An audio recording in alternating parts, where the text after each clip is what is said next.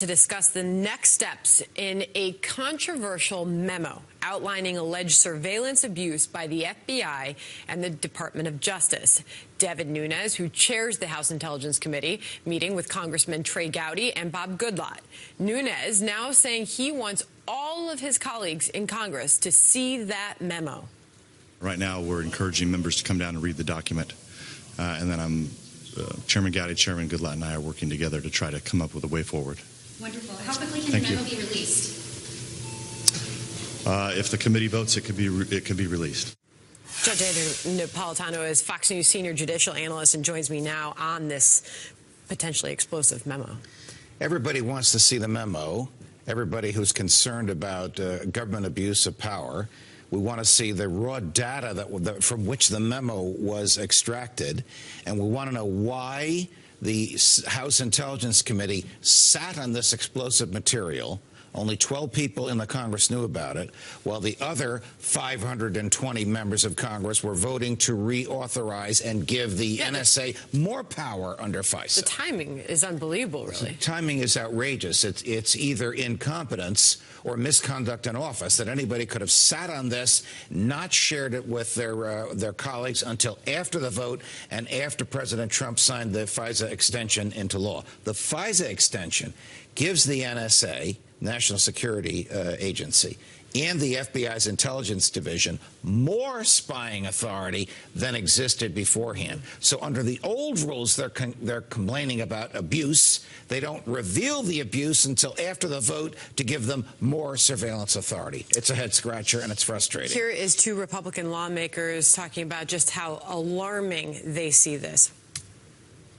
This memo must become public, that it alarms us greatly, and that I believe that the consequence of its release will be major changes in people currently working at the FBI and Department of Justice. 4 pages, you knew as soon as you read them and you think about this, is this happening in America or is this the KGB?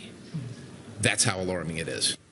But that is very incendiary. A member of Congress saying, I have seen records of what the NSA and the FBI have done, and I'm curious, is this America or is this the old KGB in the old Soviet Union? What the heck is in there, and why do they know it and the rest of us don't? So what happens? Is it legal to release this memo? It is legal to release it if the House Intelligence Committee votes to release it, and it seems as though there will soon be tremendous pressure to do so. And if it doesn't, I am suggesting that one of those members of Congress that you just ran on the screen should take this to the floor of the House of Representatives and release it there, because the Constitution protects anything that is said there. As Senator Feinstein did this with torture memos, these members of Congress should do it with this, because the rest of Congress and the American public is entitled to know.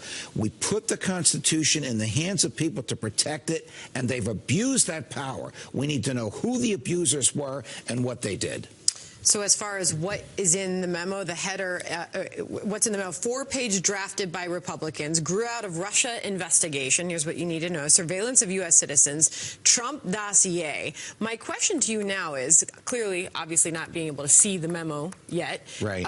Can we start to talk about potential consequences?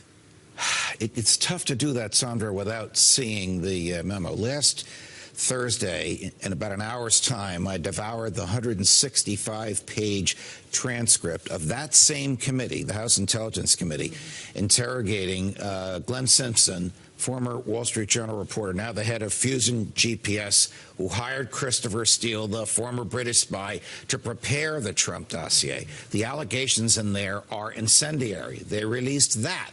Why don't they release this? So my guess is that you're predicting this will eventually be able to be seen by the American people. Yes, and if Congressman Gates is correct, and I have no reason to disbelieve him, it'll be incendiary. It may cause some people in the government, in the Obama administration, and still in the Trump Department of Justice, their jobs. And by the way, those two lawmakers, as you just referenced, Matt Gaetz, he's a Republican from Florida, and right. Scott Perry, Republican from Pennsylvania, making the push for this. But Devin Nunes, from what we just heard, I don't know why he's hesitating.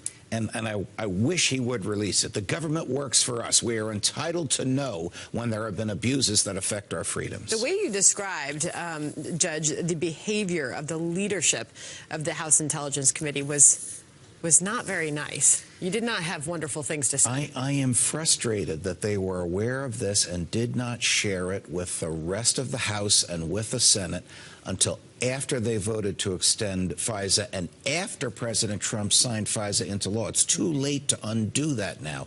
Would the votes have been different?